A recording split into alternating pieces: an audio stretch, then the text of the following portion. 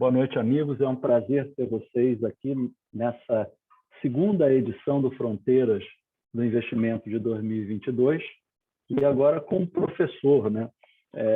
O Arthur é uma figura muito querida, uma pessoa extremamente atenciosa e com uma visão de mundo, uma visão, uma capacidade de articular as questões políticas, financeiras, históricas de investimento, e é sempre muito bom ouvi-lo.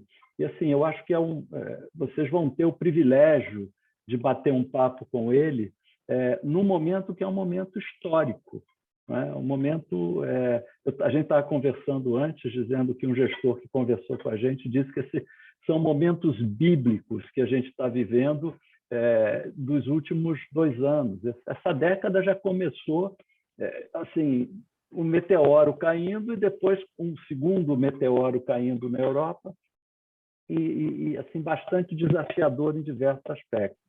E assim, para a gente é um privilégio ter o Arthur para conversar com a gente sobre isso, ajudar a esclarecer um pouquinho mais. A RGC Invest é um escritório vinculado à XP, né, credenciado pela XP, e esse programa é um programa de educação que a gente faz questão de trazer e manter aqui com nossos clientes e amigos.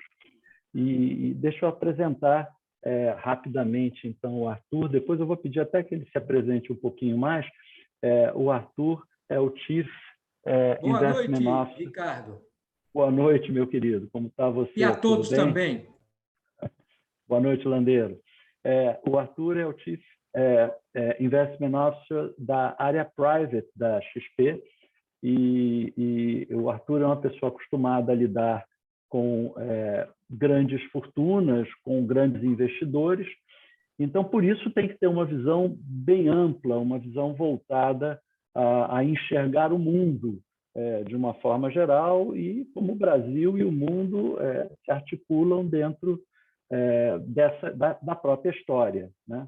Então, hoje o bate-papo com ele vai ser sobre isso. A gente já trocou algumas figurinhas aqui no início e assim, já vi que vai ser bem interessante, muito interessante. Deixa eu botar você aqui na frente, Arthur, novamente. E eu queria, então, começar, Arthur, antes que você se apresente um pouquinho mais, você pode falar um pouquinho mais sobre a XP Private também. Eu já queria deixar a semente aqui para a nossa discussão, que a gente estava falando, foi exatamente a sugestão que você fez ao Rogério. O Rogério escreveu agora um artigo, foi publicado no LinkedIn hoje, inclusive, e ele começa o artigo citando um documentário que, infelizmente, não está na Netflix, não está no Amazon Prime no Brasil, está no Amazon Prime só nos Estados Unidos, mas está na Apple TV. Quem tem a Apple TV pode ver, que é The Fog of War, né? Eu não me lembro do nome em português do documentário, que é um documentário sobre Robert McNamara, que foi secretário de defesa do Kennedy, depois do Lyndon Johnson, né? Sucedeu o Kennedy, e que é um documentário muito interessante, que é uma das grandes questões é que no início da guerra, no meio de uma crise, existe uma névoa, né? E essa névoa não te permite tomar decisões com muita clareza. E, Arthur, como eu sei que foi você que sugeriu o Rogério essa abordagem, está dizendo até para você que nesse filme o Robert McNamara faz uma observação importante, interessante, né? Quanto mal temos que fazer para poder fazer o bem, né? Uhum. E claro que isso no ambiente de guerra é uma coisa dramática, mas nós estamos vivendo um ambiente de guerra não só na Ucrânia, mas mais ou menos um fog of war, né? Uma névoa da guerra nesse momento crítico que nós vivemos. Então, a palavra é sua agora, Arthur. Se você quiser, pode se apresentar mais um pouco e aí, aproveitando essa semente, começar o nosso bate-papo.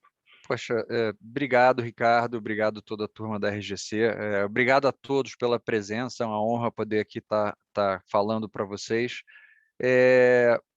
Primeiro, eu queria assim, só colocar a forma como eu acho que isso é mais útil aqui, que é a seguinte, gente, vamos fazer disso aqui interativo, um bate-papo. Isso aqui não é para ser uma palestra puramente expositiva, eu não sou professor de nada, quem sou eu para dar aula para alguém, mas eu estou aqui para conversar sobre alguns temas que eu acho que são muito relevantes, especialmente em 2022. Né? Eles vão ser relevantes, eu acho que tem alguns temas que vão ser relevantes pelos próximos 50 anos, e a gente vai falar sobre eles logo no início dessa palestra.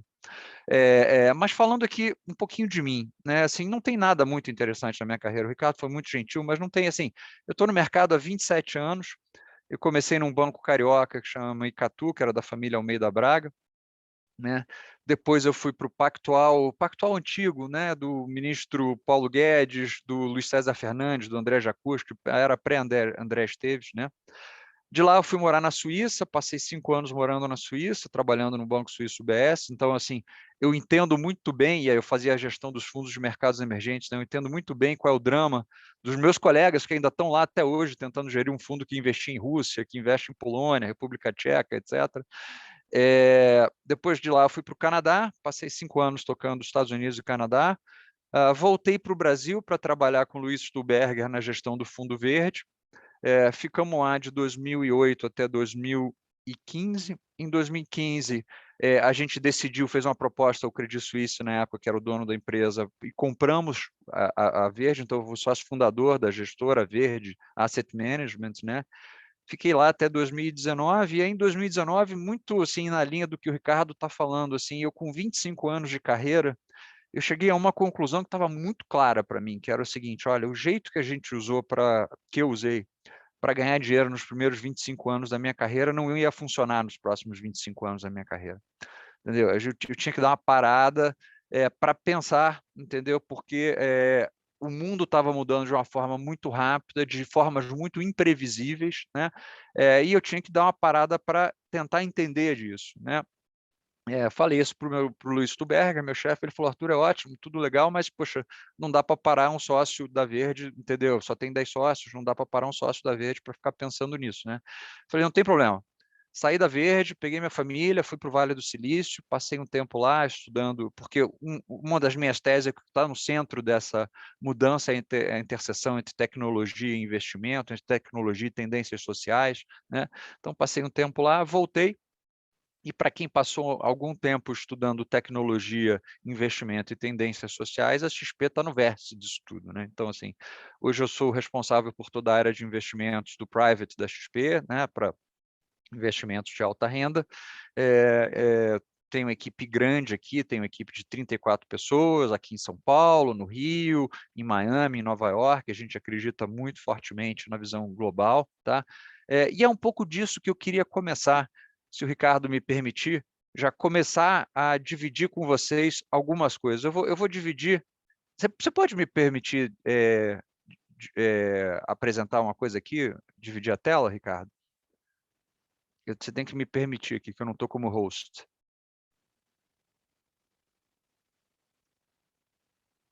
Então, vamos lá. Foi? Foi.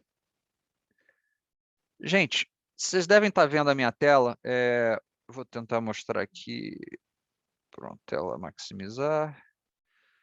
Uma apresentação que eu fiz para vocês, e aqui eu já pedi desculpas para o Ricardo pelo seguinte, essa apresentação foi feita especialmente para a RGC, então ela não passou, boa parte dela não passou pelo nosso marketing, para botar bonitinho. Esse slide da capa sim, mas os outros slides eu tive que fazer, porque eu queria fazer uma coisa especial, para poder, entendeu? De verdade, trocar novas ideias, né? E aí não deu tempo de passar pelo nosso marketing. Então, então, os slides a seguir não vão estar tão bonitinhos quanto o primeiro, então eu peço já desculpas por isso, mas eu acho que a gente tem uma grande pergunta a responder e eu não tenho a resposta, tá, gente? Tá? Mas eu acho que a pergunta vale a pena ser levantada. Tá? Qual que é a minha grande contenção? Qual que é o meu grande ponto em relação... Vamos começar por essa crise, né? pela guerra da Ucrânia. É que as pessoas superestimam os efeitos da guerra no curto prazo e elas subestimam os efeitos da guerra no longo prazo. É fácil superestimar os efeitos dessa guerra no curto prazo? Você vê todo dia míssil, bomba, entendeu? Escola sendo bombardeada, maternidade, entendeu? Atrocidades sendo cometidas, milhões de pessoas cruzando a fronteira, né, para a Polônia, entendeu? Imigração em massa, os números já são de mais de 5 milhões de ucranianos, né, na Polônia. Tal. Então, você olha para isso e fala, meu Deus, a Rússia produz 10% do petróleo do mundo, entendeu? Bielorrússia e Rússia juntos são 36% da oferta de potássio, que é um fertilizante que pega o Brasil direto, são o maior produtor de trigo do mundo. Então, assim, a gente fica... assim, não estou negando esses impactos, eles são impactos gigantescos, sem contar, gente, aqui eu não estou falando, não quero minimizar o custo humano dessa guerra, tá? Mas uma coisa a gente tem conversado menos do que a gente deveria, tá? Que é os efeitos que é um dos efeitos de longo prazo dessa guerra, e eu acho que tem um dos grandes efeitos de longo prazo dessa guerra, vem da gente usar uma arma de destruição em massa que a gente nunca tinha usado em guerra nenhuma. Foi o míssil hipersônico que a Rússia usou para destruir, né, uma base ucraniana. Não. A arma de destruição em massa que a gente nunca tinha usado nessa escala para enquanto arma chama-se dólar norte-americano. Né? A gente está vivendo por mares nunca antes navegados. A gente viu os Estados Unidos usar o dólar como uma arma, literalmente, né?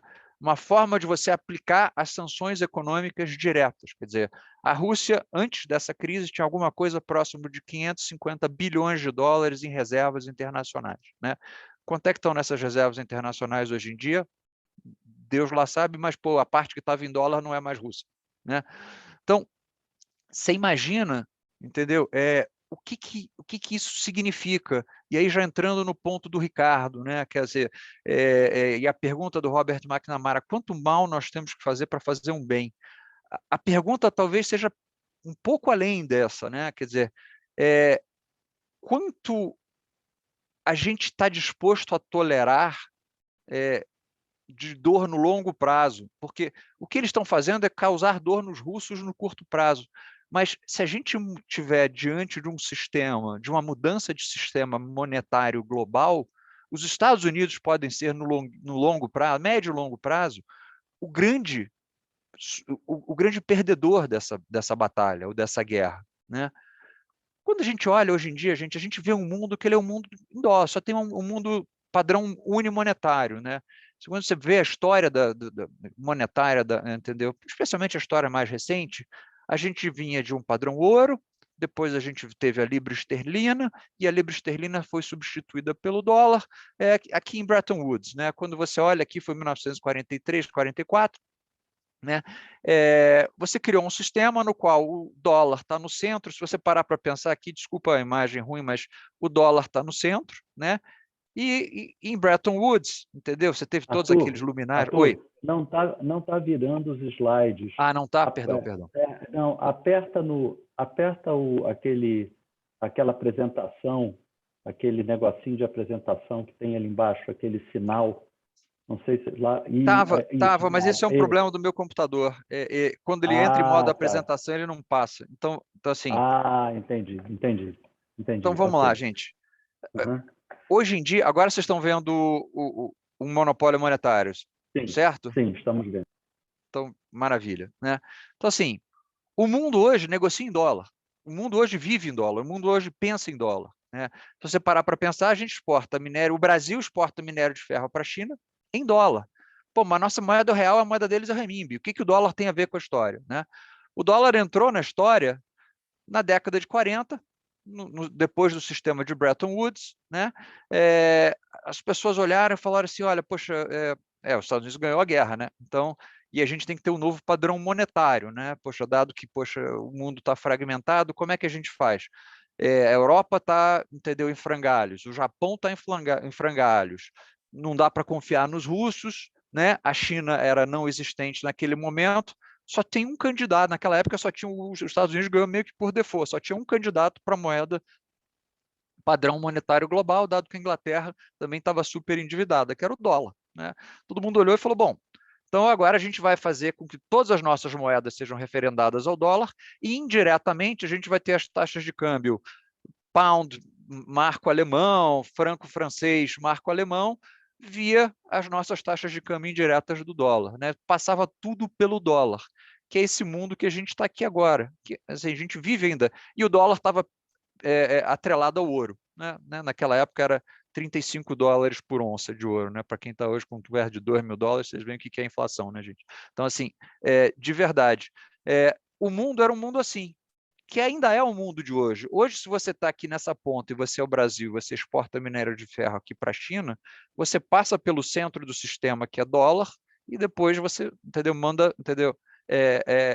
Você manda o dinheiro para o Brasil, né? Você manda minério de ferro de um lado, volta dinheiro para o outro, mas esse dinheiro não pode ser em renminbi, ele tem que ser em alguma outra coisa, e essa outra coisa a gente chama de dólar, né? Que é o padrão referencial de todas as moedas hoje no mundo, entendeu?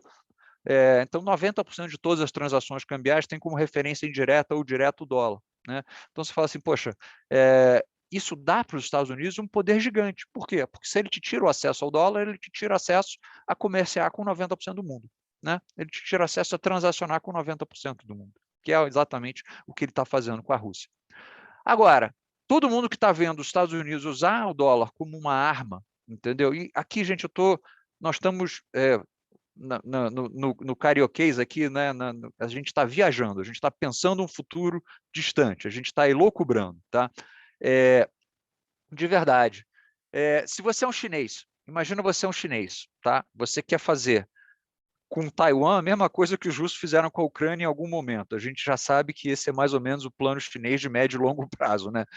Ele fala assim, imagina se eu chegar lá e fizer com Taiwan o que os russos fizeram com a Ucrânia, eu estou sentado em 3 trilhões de dólares de reserva, em dólar, entendeu? Em treasury norte-americano. Poxa, os Estados Unidos têm uma arma que eu jamais pensei que ele tivesse contra mim, entendeu? Que é, eu estou sentado, entendeu, numa quantidade gigante de dólar, do qual ele pode me tirar acesso, né? Então, se você é um chinês, se você é qualquer, entendeu, entidade que tem alguma preocupação de médio e longo prazo no seu relacionamento com os Estados Unidos, você está começando a pensar assim, como é que eu faço para poder diminuir essa vulnerabilidade? Vou mais longe ainda. Se você é um alemão, tá? E a Alemanha, vocês estão vendo o que ela fez, né? Ela falou, não, a gente vai implementar todas as sanções, mas petróleo e gás natural não dá para a gente viver sem os russos, né? Então, assim, sanção, tal, etc. Vou vender pela primeira vez, a Alemanha está vendendo armas depois da Segunda Guerra Mundial, está entregando armas para a Ucrânia, mas vamos lá, né? Eu preciso do gás dos russos. Então, se você é um alemão, você está falando assim, puxa, os americanos acabaram de tirar o acesso dos russos aos dólares. Poxa vida, como é que os russos vão começar a continuar comerciando com o mundo e me entregando o gás natural se eles não conseguem pegar dólar para pagar as outras coisas para me pagar? Entendeu? Então, assim, chega uma hora que os seus próprios aliados começam a pensar assim, puxa, os Estados Unidos têm um poder e um poder que ele sempre teve, mas nunca utilizou, né?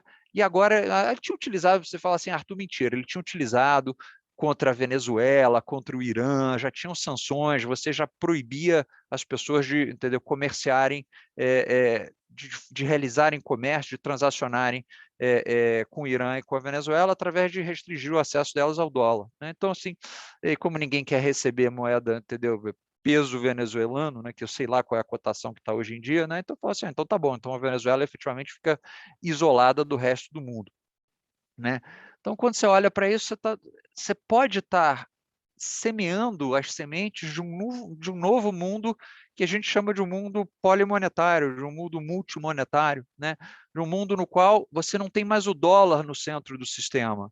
E aí a pergunta vai ser, bom, você vai estar num gráfico da direita, onde você tem vários polos, que é muito provavelmente o modelo de transição, você tem uma zona do euro, você tem uma zona do ien, você tem uma zona do renminbi, você tem um espaço para moedas digitais, não as moedas digitais de hoje, as moedas digitais do futuro.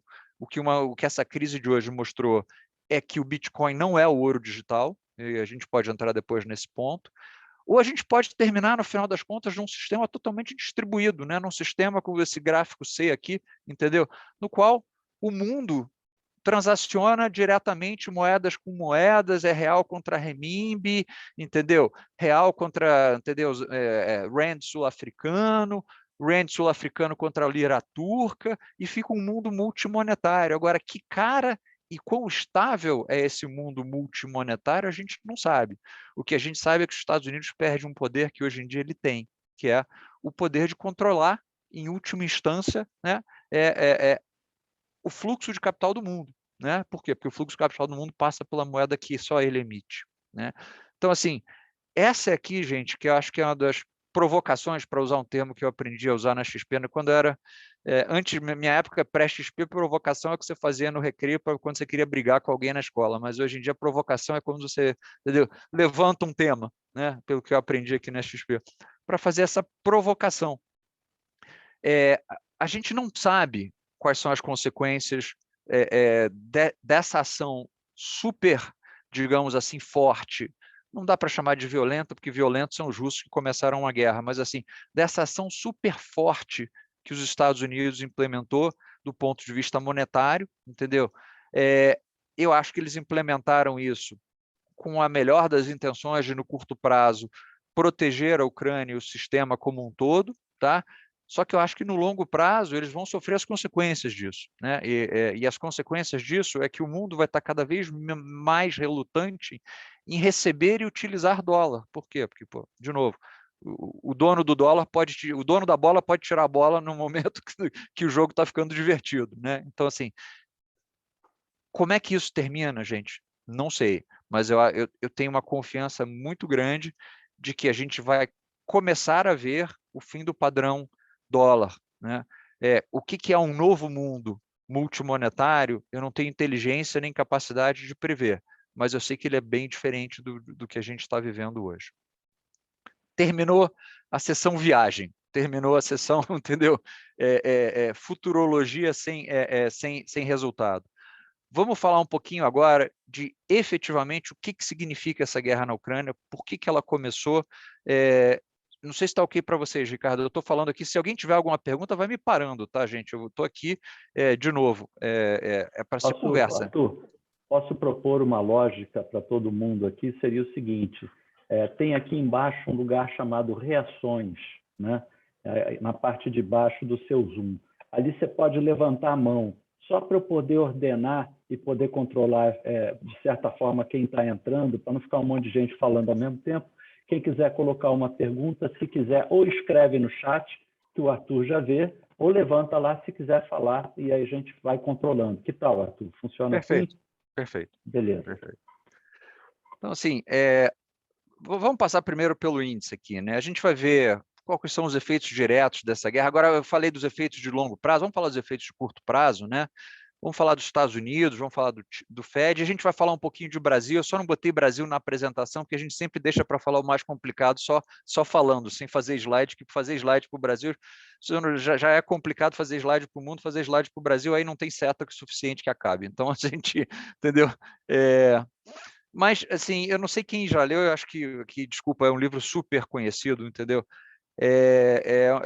Quem já leu A Arte da Guerra, do Sun Tzu, né? Que é um livro que foi escrito há 2.500 anos atrás. Né? E eu gosto muito dessa cotação que todo mundo já conhece, dessa frase que todo mundo já conhece, que ele fala que se você conhece o seu inimigo e você se conhece, você não precisa ter medo do resultado de 100 batalhas. Se você conhece a você mesmo, mas não o seu inimigo, para cada batalha que você ganha, você perde uma. Se você não conhece nem a você nem o seu inimigo, você perde todas as batalhas. Quer dizer, essa guerra da Ucrânia parece o seguinte: ninguém conhecia ninguém. Nem os russos se conheciam, nem conheciam os ucranianos, nem os ucranianos se conheciam. Assim, essa guerra foi um grande erro de cálculo, no fundo, entendeu? O Sun Tzu também falava uma coisa que o Putin deveria ter entendido, né? Que ele fala que exércitos vitoriosos, eles primeiro se preparam e depois, né? Primeiro eles ganham e depois eles vão à guerra. Né? No fundo, ele diz o seguinte: a preparação é a vitória. Né? A preparação te dá a vitória. Na verdade, o Sun Tzu vai no final do livro falar o seguinte: olha, a vitória é você ganhar sem brigar. Né? Mas, anyway, isso aí é outra história. O que aconteceu é que a guerra da Ucrânia ela surgiu de um grande erro de cálculo, de verdade, entendeu? E qual que foi esse erro de cálculo? Assim, se você olhar o mapa aqui da Ucrânia, gente, desculpa, eu não quero dar aula de geografia para ninguém, mas o grande erro de cálculo, o primeiro grande erro de cálculo surgiu por parte da OTAN, não foi por parte dos russos. quando você vê, qual foi o grande erro de cálculo? Foi você assumir que você ia conseguir expandir a Ucrânia, a OTAN até a fronteira russa, né? Quando você pensa no mundo que foi criado pós-Segunda Guerra Mundial, que foi um mundo pensado pelo Stalin, ele pensou naquela cortina de ferro, e o termo é perfeito, porque ele era uma cortina para não deixar as pessoas passarem para o outro lado. Polônia, Hungria, República Tcheca, Romênia, tudo ali, ele foi desenhado para dizer o seguinte, olha, tem um muro entre os meus inimigos e eu, né? Poxa, quando teve um francesinho oficial de artilharia que resolveu dar uma passeada, ele chegou até Moscou, né? Outro, entendeu, alemão de bigodinho resolveu dar uma passeada, chegou a 50 quilômetros de Moscou. Então eu vou botar um muro entre nós e os nossos inimigos. Essa é a cabeça, a mentalidade de um russo, né? E aí, com o fim da Guerra Fria, entendeu, a queda do Muro de Berlim, a OTAN se expande para a Polônia, a OTAN se expande para a Romênia, a OTAN se expande para todos esses países do lado. O russo está vendo, pô, os inimigos estão chegando aqui pertinho. Ela se expande para os Bálticos. Então, hoje em dia, a OTAN tem fronteira com a Rússia. Só que é pequenininha, ali nos Bálticos, tá? Você fala, pô, Látvia, Letônia, Lituânia, não conta, vai. Então, assim, agora a Ucrânia não. Se você olhar no mapa, a fronteira russa com a Ucrânia é gigantesca. Tem dois países que hoje em dia são a última linha de defesa dos russos, a Bielorrússia e a Ucrânia, né? Que são a grande linha de defesa entre a Polônia, por exemplo, e a Rússia, né? Então, quando você olha para isso, a Bielorrússia é um estado plenamente alinhado com a Rússia hoje em dia, né? Um estado, digamos assim, vassalo da Rússia, e a Ucrânia era, né? Pré-2014, pré-Revolução Laranja, não sei se vocês lembram, né? Você teve a Revolução na Ucrânia lá. Era um Estado também alinhado, você teve a Revolução Laranja e a Ucrânia começou a se distanciar da Rússia, e aí ela cometeu um erro estratégico. Tá? E esse foi um erro estratégico importante. E quando vocês lembram, em 2014, quando a Rússia tomou a Crimeia, que é esse partezinho aqui embaixo, o Henry Kissinger escreveu uma carta dizendo o seguinte, ok, é ruim que a Rússia tenha tomado a Crimeia, a força, etc., mas, afinal de contas, a Crimeia e aqui na ponta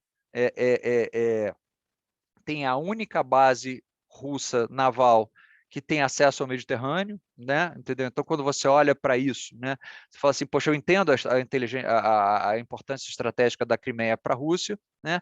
Ele falou, olha, ok, é ruim, mas tem uma coisa que a Ucrânia nunca pode fazer, o Kissinger falou, é se juntar à OTAN. Por quê? Porque isso não é aceitável para um russo. Por quê? Se você parar para pensar, se a gente botar uma base aqui, né, a 50, 100 quilômetros da fronteira, um míssil que você dispara chega em Moscou em menos de 10 minutos. Né? O Putin, não estou defendendo o Putin, pelo amor de Deus, gente, tá? Sim, mas o Putin, numa entrevista, uma jornalista francesa perguntou para ele, mas você mentiu, você falou que você não ia à guerra, você falou que você não ia invadir a Ucrânia. Ele falou assim, ó, queria saber o seguinte, primeiro, você conhece alguma guerra avisada? Vou te invadir na semana que vem, tá? Pô, ninguém fala isso. Segundo, queria saber se eu, Rússia, botasse uma base no Canadá ou nos Estados Unidos, eu queria saber qual seria a atitude norte-americana. Foi quando a gente lá em 1962, quando a gente tentou botar uma base de mísseis em Cuba, quase deu a Terceira Guerra Mundial. Por que vocês acham que vocês têm o direito de colocar uma base que pode fazer para a gente o que a nossa base na Cuba faria com vocês, entendeu? Em Cuba faria com vocês. Então, assim, foi um grande erro de cálculo por parte da OTAN, primeiro, né? E qual o segundo erro de cálculo? O segundo erro de cálculo foi o erro de cálculo do Putin, de dizer o seguinte, olha, vai acontecer com a Ucrânia exatamente o que aconteceu com a Geórgia. Não sei se vocês lembram a guerra da Geórgia em 2008, a Geórgia também ameaçou se juntar à OTAN. O Putin foi lá em 3 dias, derrubou o governo, matou um bando de gente do governo, colocou um governo, entendeu, não alinhado com a OTAN. 30% da população ucraniana é de origem russa, né? Ele falou, olha, 30% não vai brigar, os outros 70% vão ter medo dos meus tanques, em 3 dias eu chego em Kiev, levo um tapa na mão via sanções, mas garanto, troco o governo e garanto que eles nunca mais entram na OTAN, né? Assim, foi um grande erro de cálculo dele, né? Assim, por todos os cálculos que a gente vê e por todas as notícias que a gente vê, a vitória final, entendeu? Assim, eu não sei nem se tem vitória final, porque essa é a pergunta que eu faço aqui nesse slide, qual que é o jogo final, né? A Ucrânia é o segundo maior país da Europa em extensão. Ela tinha 43 milhões de habitantes, a Rússia tem 142, então não dá para se ocupar isso por muito tempo, né? o Yuval Harari fala isso, ele falou assim, não tem exemplo de pós-Segunda Guerra Mundial de nenhum Estado que tenha deixado de existir à força, né? Então, qual que é o plano do Putin no final das contas? Você ia lá, você faz o que agora? Se você ganhou, você ocupa? Você fica lá na força? Mas não dá, pô, não tem gente para ocupar, é grande demais. Como é que você faz? Qual é o plano? Mas, para terminar a história da Ucrânia do ponto de vista geopolítico, a solução já está dada, gente. Os elementos da solução ucraniana estão dados. Como é que vai terminar essa história? Tá? Essa história vai terminar com essa região separatista aqui virando russa. Você vai criar um corredor que vai ligar a Crimeia à região dessa separatista, para não ficar isolado, né? E com a Ucrânia assinando um tratado, o que a gente chama de a solução finlandesa, né? Se você pensa a Finlândia, tem a fronteira aqui em cima com a Rússia gigante, né? E a Finlândia é fortemente neutra, né? A Ucrânia vai dizer, olha, eu renuncio ao direito de entrar na OTAN permanentemente. Essa é a solução. Mas você fala assim, poxa, Arthur, mas se é tão fácil assim, por que não foi utilizada até agora, né? Por que não chegou a um acordo até agora?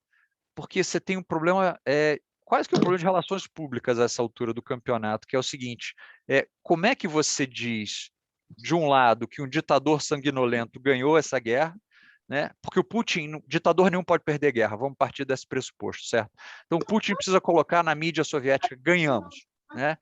E do outro lado, como é que você consegue colocar, entendeu? Na mídia ocidental, olha, nós ganhamos. Você tem que dar as duas manchetes, tem que aparecer no Financial Times ou na CNN. Nós ganhamos, paramos o Putin, e tem que aparecer na mídia russa que, olha, nós ganhamos. Essa é a dificuldade da solução até agora, né? Então, assim, mas a solução, quando ela vier, e eu não sei quanto tempo esse imbróglio diplomático dura, mas ela vai ser mais ou menos essa. A Ucrânia se declara neutra, pode até pleitear ainda ascender a União Europeia, tá? Acho que o Putin aceita isso. Você abre mão das regiões separatistas e cria um corredor na Crimeia. É mais ou menos essa a solução que vai ser dada. Até lá, entendeu? Peraí, tem uma pergunta aqui, eu não sei se eu... A pergunta do Lucas. Posso responder?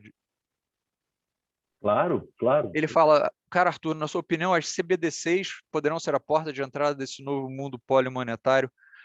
Só para perguntar, o que você chama de CBDC exatamente, Lucas?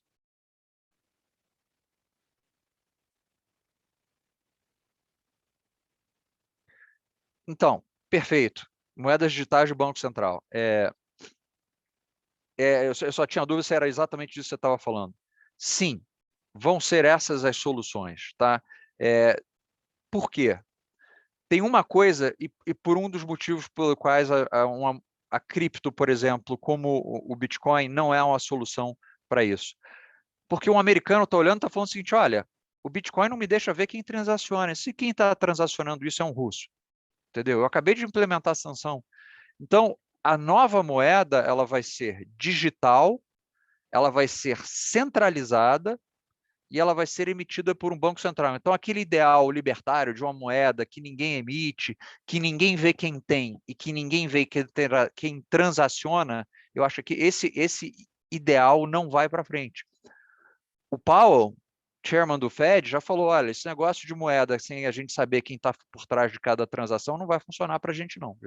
A gente vai ter que começar a regular as moedas digitais. Então, sem dúvida nenhuma, Lucas, eu concordo com você que sim, vão ser moedas digitais e vão ser moedas digitais do futuro, não são as moedas digitais que existem hoje. As moedas digitais que existem hoje são substitutos pobres para esse mundo polimonetário, né? Digamos assim, né? Então, gente, vamos lá. Mas assim, o que a Rússia e a Ucrânia significam para a gente em termos econômicos diretos? Elas significam um grande choque de oferta, né? Um choque de oferta porque a Rússia é um grande produtor de petróleo, né?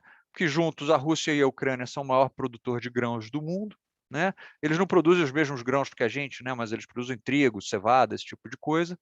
E uma coisa que pega direto o Brasil, como eu já falei, eles produzem 36% do potássio do mundo, né? Potássio, para quem não sei se tem algum fazendeiro aqui, mas tem 3 grupos de fertilizantes: nitrogênio, fosfato e potássio, né? Por exemplo, soja, você precisa dos 3 para plantar soja, né?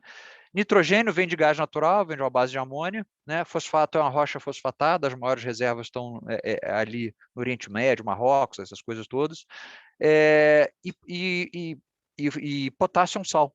Potássio é um sal e tem lugares onde antigamente eram mares, né? Então, assim, que secaram.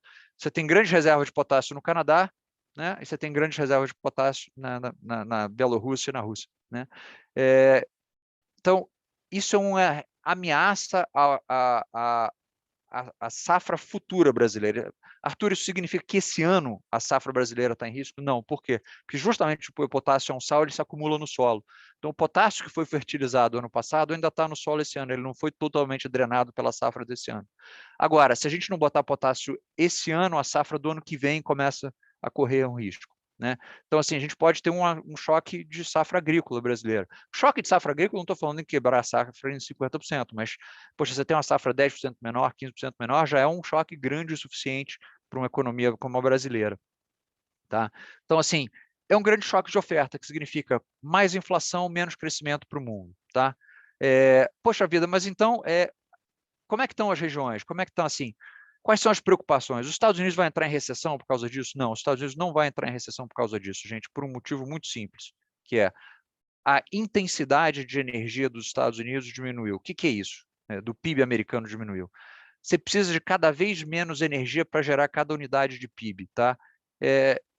Por quê? Porque hoje em dia a economia norte-americana é uma economia de serviços, ela não é economia industrial, né?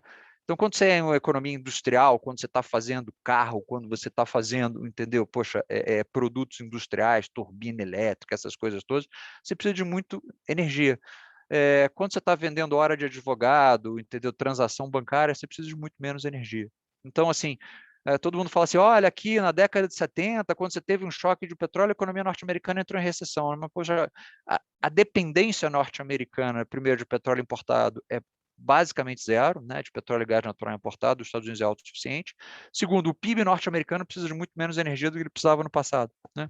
Então, quando você olha para isso, você fala assim, bom, a economia norte-americana não deveria entrar numa recessão. Além disso, né, olhando aqui com cuidado, né, quando você olha como é que está o consumidor norte-americano, que é quem sofre com o preço do aumento da gasolina, esse tipo de coisa. O dado de cima, e esses dois são gráficos do Banco Central norte-americano regional de St. Louis, né, do Fed de St. Louis. Né? O gráfico de cima é aquilo que a gente chama de comprometimento de renda, quanto o americano está gastando com prestação.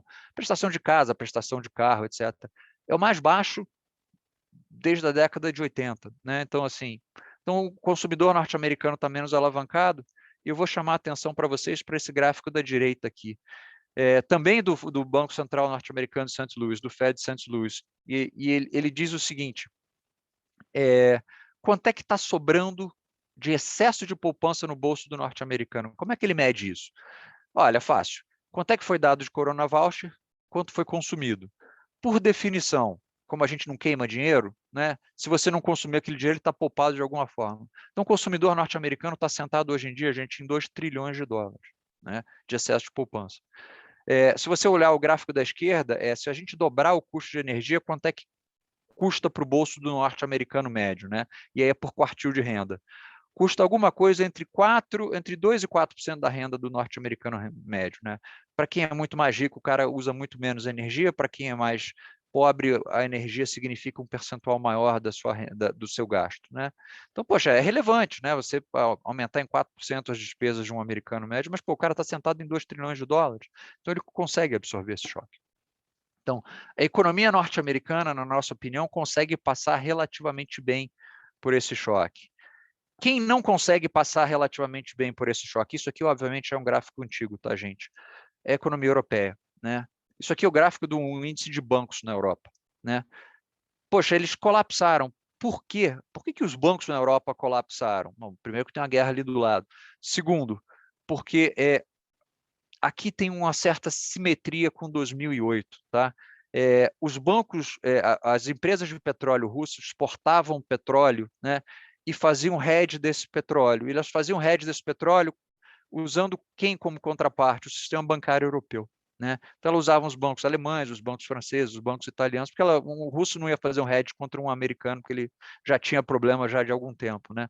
Então, assim,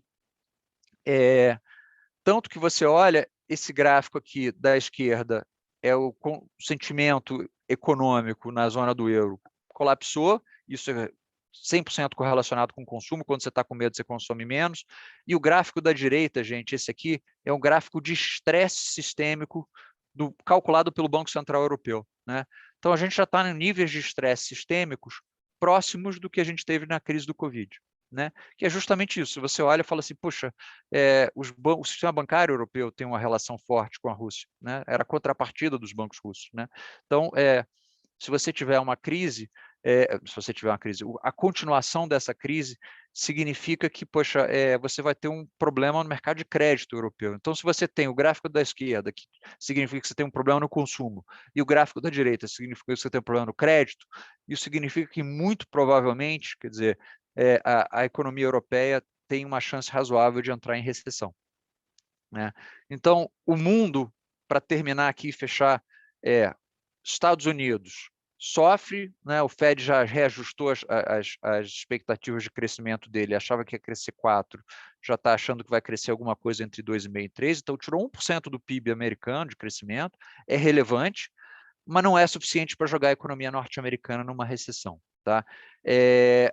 Agora, a economia chinesa, vamos falar da economia chinesa, que é a segunda maior economia do mundo antes de falar da Europa, né? Então, assim, economia chinesa, os chineses já falaram, olha, a gente vai sofrer, porque a gente importa 5 milhões e meio de barris de petróleo todo dia, então a gente vai sofrer, mas a gente vai fazer política contracíclica, a gente não vai deixar, não vai abandonar nossa meta de crescimento de entre 5% e 5,5%.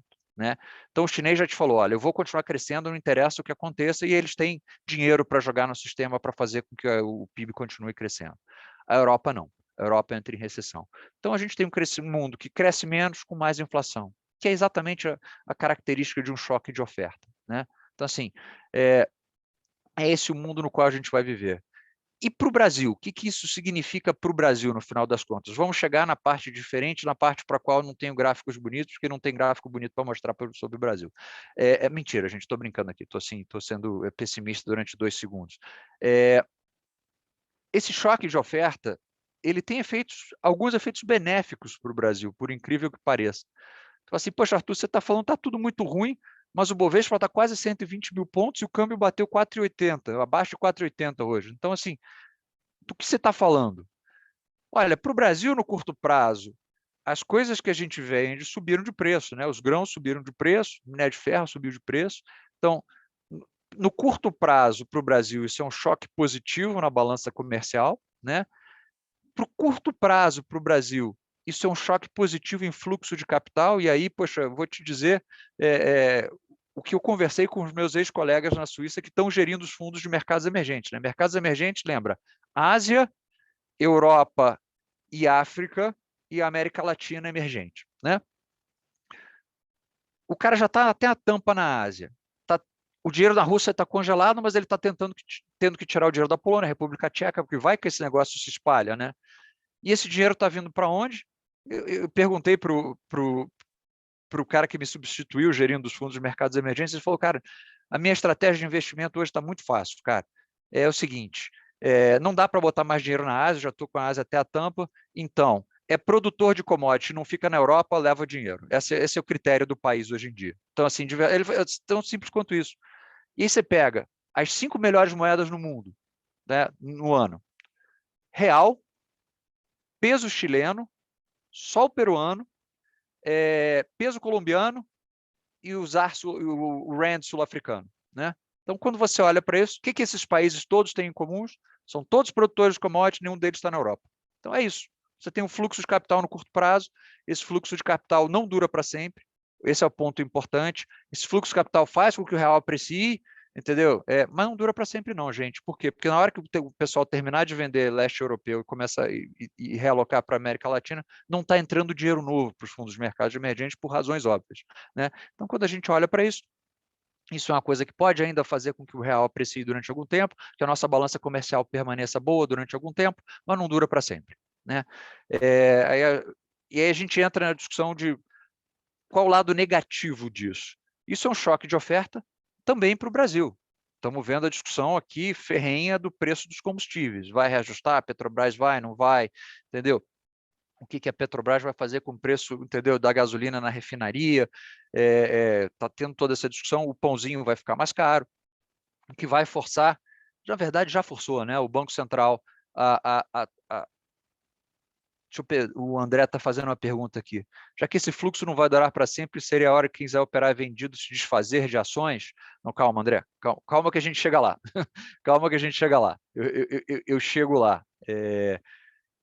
A ideia de operar vendido no Brasil, só para já dar o resumo da história, não tem a ver com o externo, não tem a ver com a guerra da Ucrânia e não tem a ver com o fluxo de capital. A sua ideia, o Brasil vai dar certo ou vai dar errado, dependendo de nós, brasileiros, das escolhas que a gente fizer nas eleições presidenciais de outubro desse ano, já dando o final, né? Se você acha que tem uma plataforma ruim, que vai ser a plataforma vencedora nas eleições de outubro desse ano, aí você pode começar a operar vendido. Se não, aí é outra história. Mas a gente chega lá, a gente vai falar das eleições no Brasil. Mas no curto prazo, por um lado, a balança comercial melhora, entra mais dólar, entendeu? As exportações melhoram. Por outro lado, a vida do Banco Central é mais difícil, ele já falou para isso para a gente, tanto agora no relatório de inflação, quanto no próprio comunicado do Copom, né? Ele já falou, olha, turma, eu achava que no curto prazo eu ia parar em 11,75, agora não vai dar mais, eu vou tentar parar em 12,75, aí ele criou o artifício de um cenário, que o cenário tem sempre o cenário de referência e o cenário alternativo, né? O Copom sempre trabalha com essas duas coisas. Agora ele criou o cenário alternativo do cenário alternativo, ele criou um terceiro cenário, que é o petróleo fica em $100, depois vira renda fixa, sobe 2%. Anyway, ele está dizendo para a gente que ele quer tentar parar em 12,75, ou seja, só esse choque atual já custou para a gente 1% a mais de Selic, e eu acho que em 12,75, a não ser que o petróleo volte muito rapidamente, talvez ele não consiga parar, talvez ele tenha que dar um pouquinho mais. Então, para o Brasil, do ponto de vista monetário, essa guerra vai nos custar alguns pontos percentuais a mais de Selic. Não muda a trajetória, tá? Ela muda a intensidade. O que o Banco Central quer fazer, só para terminar aqui, é muito claro. Ele quer fazer todo o ajuste até o meio do ano e aí entrar de férias. Por quê? Porque Banco Central nenhum quer ser visto como se metendo no meio de eleição. E mexer a taxa de juros em período eleitoral, se você sobe a taxa de juros, o presidente te acusa de estar interferindo na eleição contra ele, e se você não sobe a taxa de juros, se você abaixa a taxa de juros, a oposição te acusa de estar interferindo na eleição contra ela. Então, assim, o Banco Central quer fazer o trabalho e entrar de férias no segundo semestre, e ao longo, talvez pós-eleição, dezembro, talvez em janeiro de 2023, começar o processo de normalização da taxa de juros, né, de trazer a taxa de juros para baixo, se a inflação ceder, né? A gente acha que a inflação esse ano é alguma coisa entre 6 e 6,5, com os preços atuais de petróleo, etc., né? Então, assim, entre 6 e 6,5 você coloca, entendeu? E uma inflação cadente ao longo do tempo, o Banco Central pode começar a dizer, pô, está vindo de 10, já chegou a 6, vai cair para 4 ano que vem, 2023, né? Então, assim, pô, está na trajetória certa, eu posso ir começando a diminuir, entendeu? A taxa Selic, né? Eu acho que é mais ou menos esse o plano de voo do Banco Central, né? E falando de Brasil, gente, de cenário de Brasil, a pergunta do André aqui, respondendo já a pergunta do André, o que vai determinar, quando terminar esse fluxo, e esse fluxo pode durar ainda um pouquinho mais, pode durar um pouquinho mais, mas o que a guerra da Ucrânia fez, assim, sem intenção, né, fez com que a gente parasse de falar do processo eleitoral brasileiro, né? A gente parou de falar de Brasil, a guerra da Ucrânia acabou com a Covid, né? Porque ninguém mais fala de Covid. A guerra da Ucrânia desviou a nossa atenção do processo eleitoral e certamente a nossa atenção, nós aqui, eu estou usando o conjunto de investidores, tá? Incluindo os investidores globais, né? Todos nós, porque investidor é um bicho burro, por definição, a gente só consegue olhar um tema por vez. Então a gente olhou todo mundo olhando para a Ucrânia agora, né? Então, assim, e a gente parou de olhar a eleição presidencial brasileira por um tempo. Mas não vai durar muito tempo esse nosso esquecimento, né, da eleição presidencial brasileira. A gente vai voltar a falar, e muito provavelmente, muito em breve, do processo eleitoral brasileiro. E aí, gente, de verdade, a eleição de outubro desse ano, eu vou parar de dividir a tela aqui. A eleição de outubro desse ano é o evento político mais importante dos últimos 25 anos. Isso é uma hipótese minha, tá? Arthur, mas por que é tão importante? Por que é mais importante que foi a eleição da Dilma? Por que é mais importante? Poxa, o Aécio quase ganhou e tal.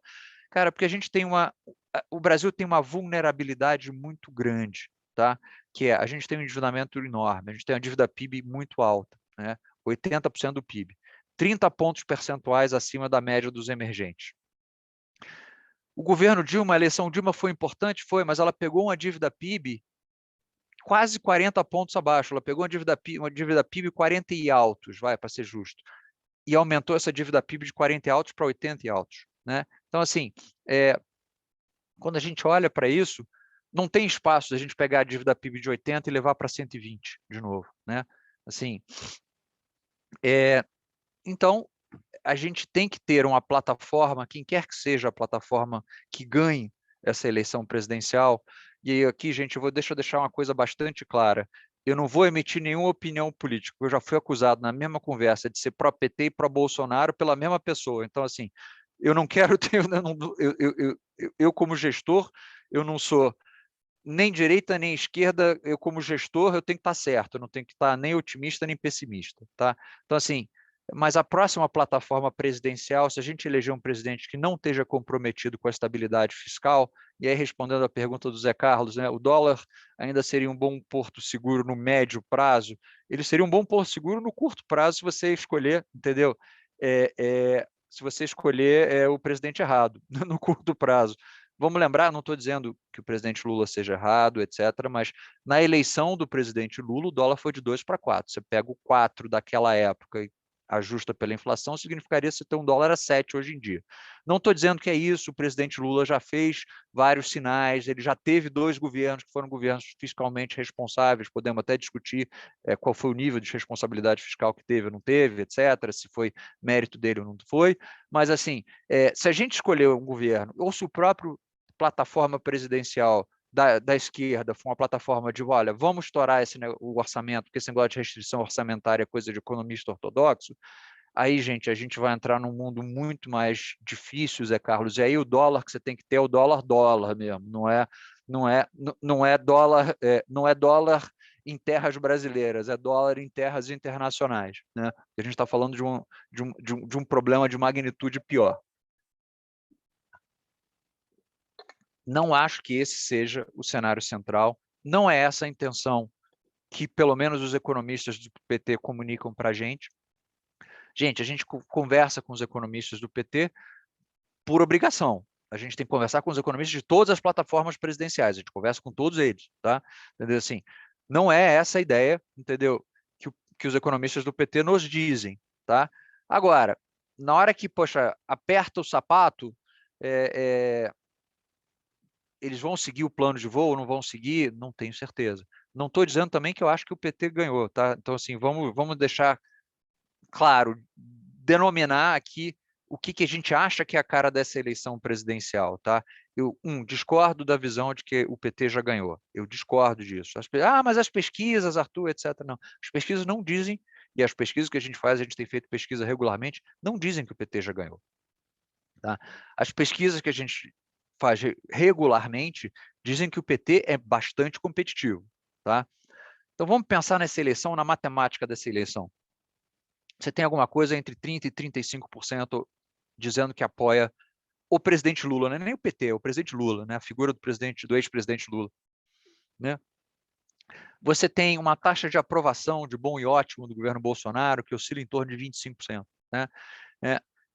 A taxa de aprovação presidencial, isso sempre aconteceu nos anos de eleição, ela sobe de 5 a 10 pontos percentuais, porque o presidente tem a caneta, ele pode fazer o pacote de bondades. Então, digamos que a taxa de aprovação presidencial suba para 30. Então, você tem entre 30 aqui, 30, 35 aqui. Você fala assim, olha só, tem uma maioria no meio de 35, 40%, né? Então, você tem espaço para uma terceira via, né? aí as nossas pesquisas mostram dois problemas, um de natureza matemática, outro de natureza geográfica. Tá? O de natureza matemática é o seguinte, gente, a gente não pode ter uma eleição que nem foi em 1989. Eu sei que a maioria das pessoas aqui é muito mais jovem do que eu, mas eu lembro bem da eleição de 89.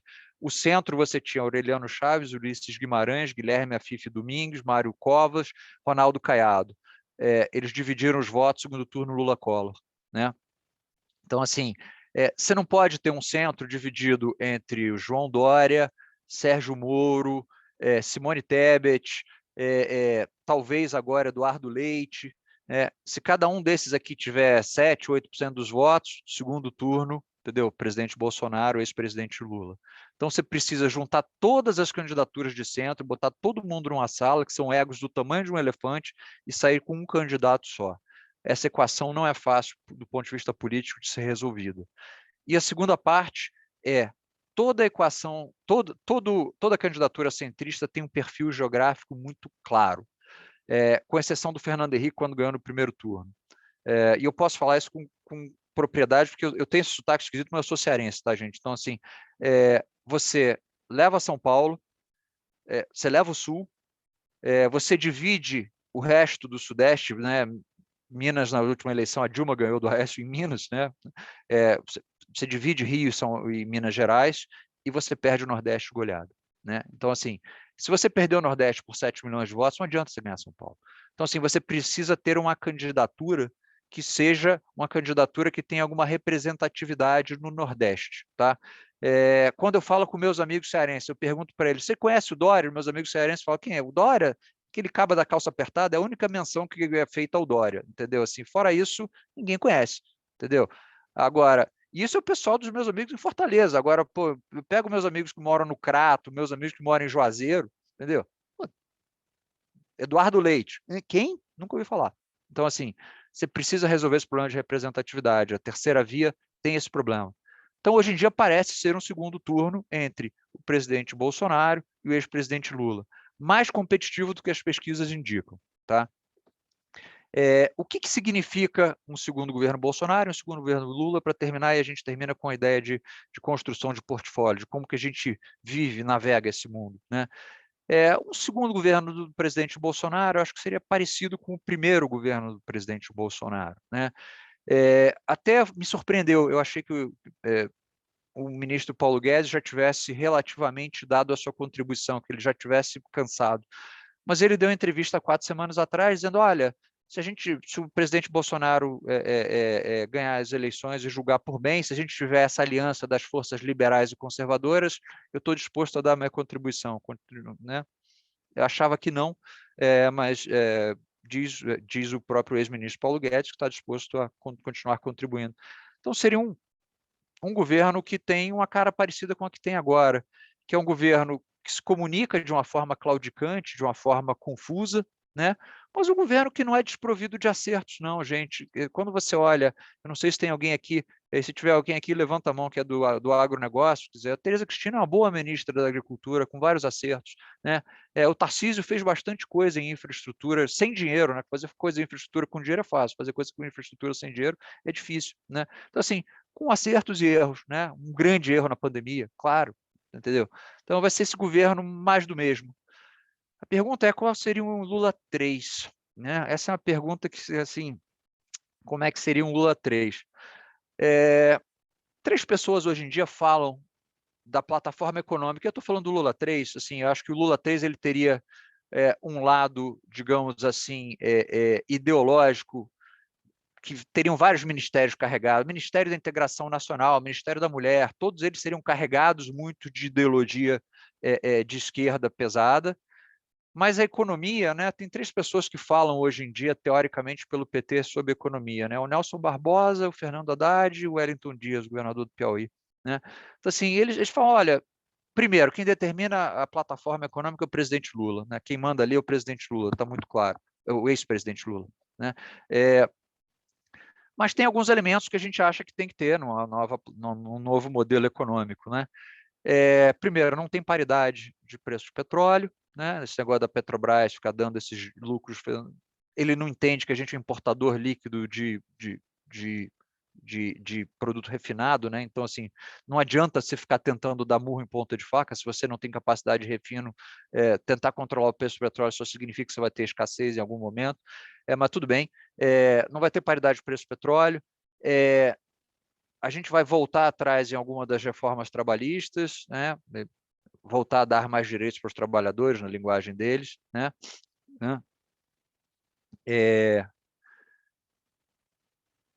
O Luiz está dizendo que está me acusando que eu tô fazendo campanha para o Bolsonaro. Não estou fazendo campanha para o Bolsonaro, não, tá? De verdade. Não estou fazendo campanha para ninguém.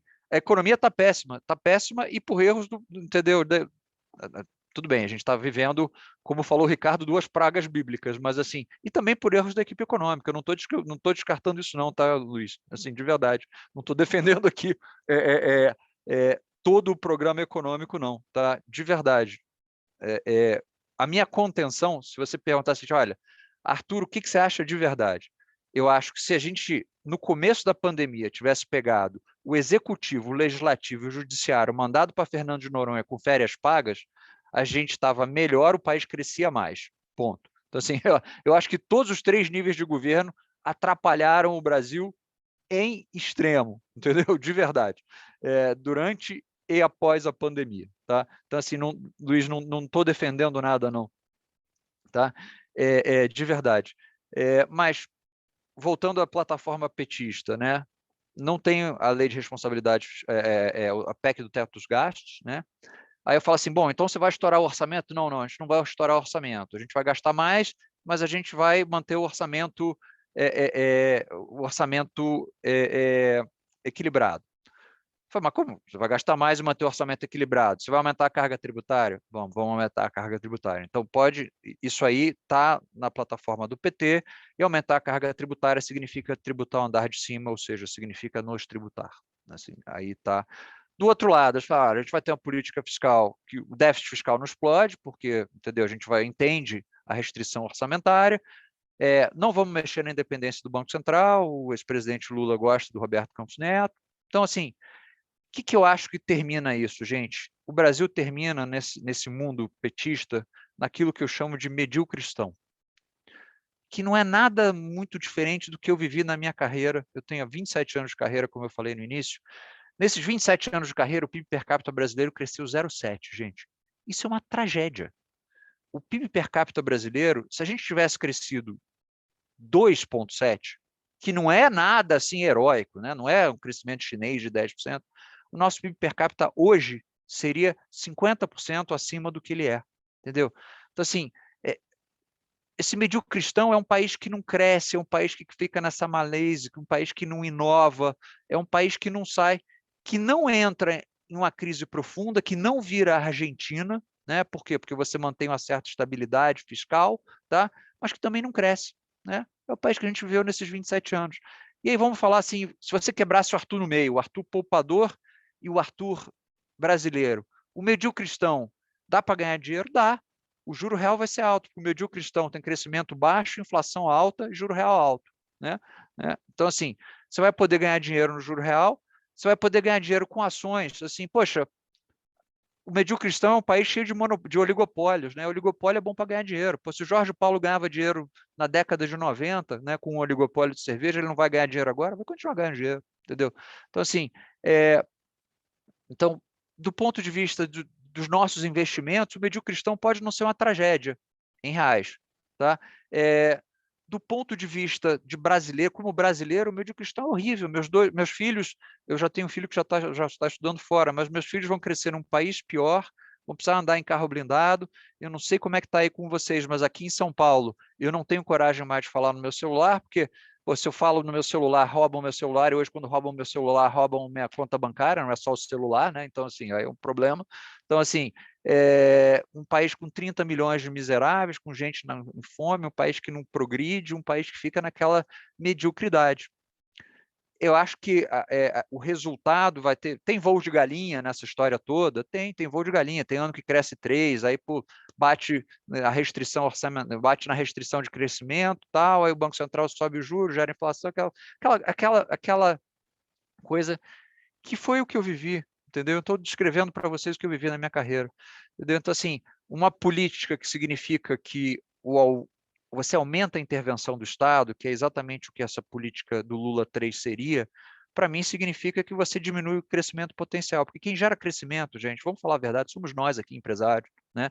Somos nós botando a barriga no balcão todo dia, o Ricardo lá todo dia, entendeu? Botando a barriga no balcão, ligando para vocês, tentando fazer o melhor possível para os investimentos de vocês, tentando orientar vocês da melhor forma possível, chegando cedo, saindo tarde, entendeu? Não é o governo com a canetada de Brasília que gera crescimento, gente, não é isso. Isso aí a gente já descobriu há muito tempo atrás qual é a fonte de crescimento econômico.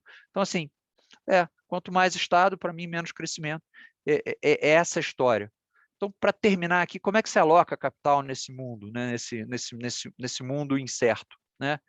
Olha, gente, se tem uma coisa que o Brasil tem para agregar nos portfólios globais, é ser o pagador de juro alto, entendeu? Infelizmente, né? Sim, de novo, nós somos um pagador de juro alto. Então, você alocar capital mais para renda fixa, ok. Renda fixa, juro nominal, tá? Selic, gente. Ou juro indexado à inflação. Arthur, juro indexado à inflação, chacoalha. Chacoalha, gente, mas por outro lado, se as coisas derem errado, as coisas no Brasil sempre deram errado com um elemento coincidente, ou seja, toda vez que as coisas no Brasil deram errado, elas deram errado com inflação. Né? Então, assim, você está num título protegido da inflação, num título que te paga IPCA mais alguma coisa, chacoalha, não estou dizendo que é confortável não, tá, gente? Eu estou aqui também sentado nesses títulos, também chacoalhando. Mas pelo menos você está protegendo seu portfólio da inflação, que eu acho que é uma proteção muito necessária para uma economia que pode passar por chacoalhões como a economia brasileira, se as coisas derem errado. E se as coisas derem certo, a gente tem um juro real hoje em dia de 5 alguma coisa, acima de 5, né? O juro real de equilíbrio para um país que deu certo é abaixo de 5. Então, você ganha não só no carrego, mas você também ganha no ganho de capital, porque o juro diminui, né? O juro desse título fecha. Né? Então, você tem duas rendas fixas. Arthur, e o pré? Né, que é uma pergunta que eu recebo sempre, né? A renda fixa pré-fixada. Gente, vocês já devem ter percebido pela essa conversa, eu sou um medroso. Né? Então, assim, eu não tenho coragem. Eu reconheço que um pré-fixado a 12% ao ano, você pode investir hoje para 10 anos por 12% ao ano. Você fala, nossa, se a meta de inflação é 3 e o juro é 12, nossa, eu estou garantindo um juro real de 9, se você está assumindo que o Banco Central vai cumprir a meta de inflação, mas nossa, olha quanto prêmio tem. Falo, gente, verdade. Tem prêmio. É o momento no qual você deveria estar começando a olhar o pré, porque é o momento no qual o Banco Central começa a sinalizar que ele quer parar, que é o momento que a curva pré começa a funcionar. Agora, tem uma característica que me faz evitar o pré, que é se as coisas derem errado, o pré não tem âncora. Se as coisas derem errado, a inflação desancora, se a inflação desancora, a taxa de juros desancora. E a taxa de juros que o 12 hoje parece boa, você vai ver quando o juro estiver a 20, entendeu? Não estou dizendo que isso vai acontecer, mas, assim, na eleição do Lula, o Arminio jogou o juro a 40. Né? Então, assim, por quê? Porque era o que tinha que fazer para segurar a inflação naquele momento. Né? Então, assim, sim, eu reconheço o valor do pré, sim, tem prêmio, não tenho coragem de fazer isso, entendeu? E duas últimas perguntas, eu acho que tem espaço para alocação em bolsa no Brasil. Gente, se o Brasil tem uma coisa de boa, o Brasil tem bons empresários, de verdade. Eu brinco que o Brasil sofre de darwinismo corporativo. Se você é empresário no Brasil e você durou os últimos 30 anos, é porque você é bom, entendeu? Porque, cara, você já teve que lidar com confisco, com greve dos caminhoneiros, com hiperinflação. Se você sobreviver isso tudo é porque você é bom, entendeu? Então, assim, o Brasil tem grandes empresas que estão listadas no Bovespa. Tem espaço para diversificação internacional? Tem espaço para diversificação internacional, entendeu? Por quê? E não é pelo pessimismo ou otimismo brasileiro, é porque o Brasil não tem monopólio das boas empresas. Tá? Você poder investir nos grandes ganhadores do capitalismo global, entendeu? Faz sentido. A Nestlé a briga capitalista no mundo faz 100 anos e ganha. A Coca-Cola, a Apple, entendeu? Hoje em dia, a gente está passando por uma coisa super interessante, gente, voltando ao tema conceitual, viajante. A gente está mudando a forma de criar riqueza. Antigamente, a gente criava riqueza com ativo fixo. Os grandes titãs da virada do século XIX para o século XX, Rockefeller, refinaria, Cornelius Vanderbilt, ferrovia, Andrew Carnegie, siderurgia. Quais são os grandes titãs de hoje? Bill Gates, Mark Zuckerberg, menos agora, mas já, entendeu? O Elon Musk, entendeu? Tudo empresas de capital intelectual, entendeu? Então, assim, ideias, dado, informação, capital intelectual é o novo ativo, é o novo insumo que é mais bem remunerado que todos os outros insumos do capital físico. Então, assim, infelizmente o Bovespa ainda é pobre, né, do ponto de vista setorial, de empresas de capital intelectual. Então, se puder investir nessas empresas de capital intelectual lá fora, também faz sentido. Poxa, só para terminar com um dado, a quantidade de dados que um dado sobre dados, a quantidade de dados que a gente produz no mundo dobra a cada 2 anos. Você acha que o setor de tecnologia daqui a 10 anos vai ser quantas vezes maior? Ele vai ser ordens de magnitude maior. Qual é o objetivo da Alphabet, o Google, né? Meu objetivo é ordenar toda a informação no mundo. Pô, se a informação dobra, a Alphabet vai dobrar? Vai. É tão simples quanto isso. Ah, mas Arthur, eu tenho medo da regulação. Também tenho medo da regulação dos Estados Unidos. Isso aí é verdade. Mas, gente, eu falei aqui durante quase 1h10. Eu queria deixar um espaço aqui para perguntas. Eu não quero botar todo mundo para dormir, não. Vamos abrir aqui para perguntas. Eu já vi algumas perguntas aqui. Dormir nada, Arthur. Está todo mundo muito acordado aqui, prestando atenção. Eu achei muito interessante, aproveitando aqui também o horário do pessoal, eu queria agradecer mais uma vez a tua participação, mas assim, você colocou uma visão, claro, bem real, bem clara daquilo que a gente está vivendo hoje, com uma série de dúvidas naturais, né? Quando a gente fala de situações extremas, a quantidade de variáveis que interagem é tão grande que afirmar é como dólar, né? Não sei qual foi o ministro que citou, né, que o dólar é aquele negócio que foi inventado, o câmbio foi inventado por Deus para humilhar os economistas, né? São tantas variáveis envolvidas que você nunca consegue acertar o câmbio. Mas você falou de um ponto importante entre os Estados Unidos, a força da economia americana, e quando a gente fala em diversificação internacional, entendo que no curto prazo, no médio prazo, no longo prazo a gente pode ter desafios, mas no curto prazo a diversificação internacional em empresas americanas ou empresas negociadas na Bolsa Americana parece interessante, né?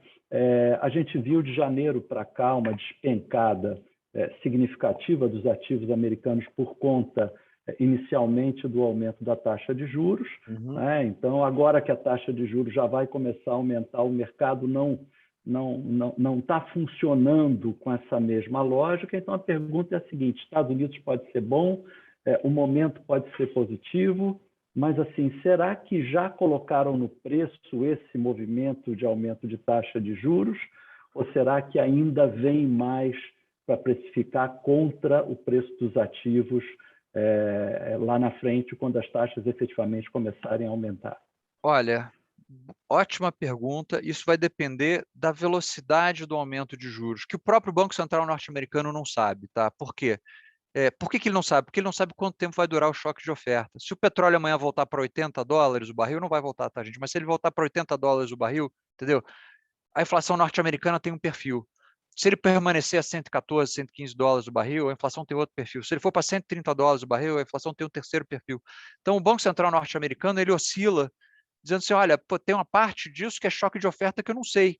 Então, eu me reservo o direito de manter todas as minhas opções abertas. Então, assim, o mercado de ações já precifica o Banco Central norte-americano, ele precifica 7 altas de 0,25, que é o que o Banco Central norte-americano te disse na última ata dele. Se for acima disso, não, o mercado não precifica. Mas tem uma coisa que eu acho que nos ajuda nesse momento, Ricardo, que é o seguinte: nos momentos de incerteza em mercados financeiros, a gente fala assim, poxa, o futuro distante é mais fácil de prever do que o futuro próximo, por incrível que pareça. Então, assim, eu não sei se daqui a 3 meses o S&P vai estar para cima ou para baixo, mas daqui a 3 anos ele vai ter subido. Por quê? Porque o lucro das empresas vai ter subido. Não existe na história do capitalismo, entendeu? Um mecanismo que tenha criado tanto valor quanto o capitalismo norte-americano. Então, assim, ele vai parar de criar valor a partir de agora? Não estou disposto a fazer essa hipótese, não. Então, acho que, poxa, se você investe com um horizonte de 3 anos, ok, você está no S&P. Se você investe com um horizonte de 3 meses, aí, gente, aí é puramente especulativo, tá? Aí você pode perder bastante dinheiro. Excelente observação, Arthur. Vamos para a pergunta do Zanetti, para a gente poder encerrar, então. O Zanetti é o head de renda variável da RGC. Boa noite, pessoal. Arthur, uma pergunta aqui já mais micro, aqui, voltada para o nosso mercado brasileiro, aqui, nossas oportunidades em Bolsa. Não seria o momento, né, já que a gente, para quem pegou, né, essa alta de commodities forte aí, né, guerra, estresse e tal, realmente ativos reais, de reduzir a mão aí, realizar um lucro e olhar com bastante cuidado e carinho aí para o nosso mercado interno, né? Como você falou, nós temos excelentes empresários e nós temos ações aí com preços realmente muito convidativos, em alguns casos, né? Você conseguindo fazer um stock picking ali, olhar talvez algumas smalls, né? Dentro desse contexto de mercado interno e tecnologia, né? Que a gente teve uma onda de IPOs aí forte de algumas empresas de tecnologia que foram dizimadas aí com esse processo de alta de juros. E aí também estamos no contexto aí de platô de juros que tem aí mais espaço para baixo do que para cima, pelo menos pela comunicação do Banco Central, né? Como é que você vê esse rotation aí de commodities para um pouco de mercado doméstico e tecnologia, smalls aí, mais ou menos? Eu concordo com essa ideia, Rafael, do seguinte, eu acho que tem bastante espaço para as boas empresas. As boas empresas do setor privado brasileiro, domésticas, sempre ganharam dinheiro, entendeu? Isso é a Ambev. Pô, entendeu? Me lembro a época que a Ambev não ganhou dinheiro. Você fala, pô, Arthur, mas também você dá 70% de market share, entendeu? Para um país com 200 milhões de consumidores, quente para fazer cerveja, se o cara não ganha dinheiro, não mentiu, o Jorge Paulo é gênio, tá, gente? Assim, de verdade.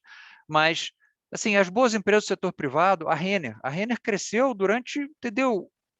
O maior período confuso entendeu?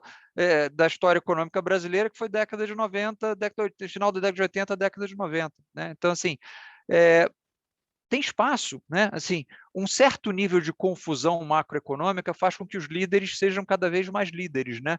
É por isso que a economia latino-americana ela é toda oligopolizada, né? Então, assim, e esses caras, e o oligopólio ganham dinheiro. Então, assim, eu concordo com esse ponto, tá? E com outro detalhe, tá?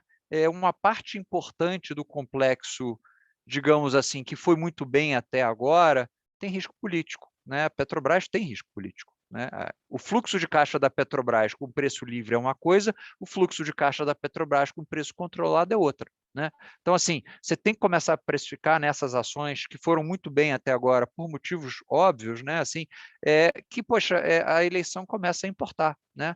Assim, para uma estatal, uma eleição importa. Quem é que está lá em cima, né? Importa. Né? Então, assim, concordo com você. Acho que tem espaço para você olhar um portfólio mais diversificado do que só dizer o Brasil é só commodities. Não, a gente não é só uma república de banana, não. A gente tem banana, minério de ferro, soja e mais uma série de empresas nacionais boas. E eu concordo com o Zé Carlos que falou aqui, nunca aposto contra os Estados Unidos. Eu não aposto contra os Estados Unidos de jeito nenhum. Assim. Beleza, Arthur. Muito obrigado mais uma vez pela sua participação. Obrigado a todos que participaram desse bate-papo. Ele estará gravado na nossa página, na nossa área do YouTube. Visitem também o nosso site, que vocês vão poder acessar esse bate-papo através do site também. Arthur, mais uma vez, um grande abraço. Muito obrigado pela apresentação carinhosamente construída para a RGC, especialmente para a RGC, tá? E que não só a gente consiga enxergar esse Brasil com um olhar mais claro, com essa névoa, né, da crise já se dissipando. E assim, eu saio desse bate-papo com uma visão muito mais positiva do que vem pela frente, mesmo entendendo os desafios que nós temos, mas pelo menos entendendo os caminhos para contornar e aproveitar as oportunidades que os desafios nos trazem. Tá? Muito obrigado, meu querido, mais uma vez. Poxa, um grande Ricardo, abraço a você e a sua família. Obrigado a todos aí, obrigado a você, obrigado ao pessoal da RGC, é uma honra poder estar aqui com vocês. Poxa, e muito obrigado pela atenção de vocês esse tempo todo, gente. Obrigado mesmo. Excelente. Um grande abraço, até o próximo Fronteiras. Muito bom, Rei Arthur. Obrigado, Zé Carlos.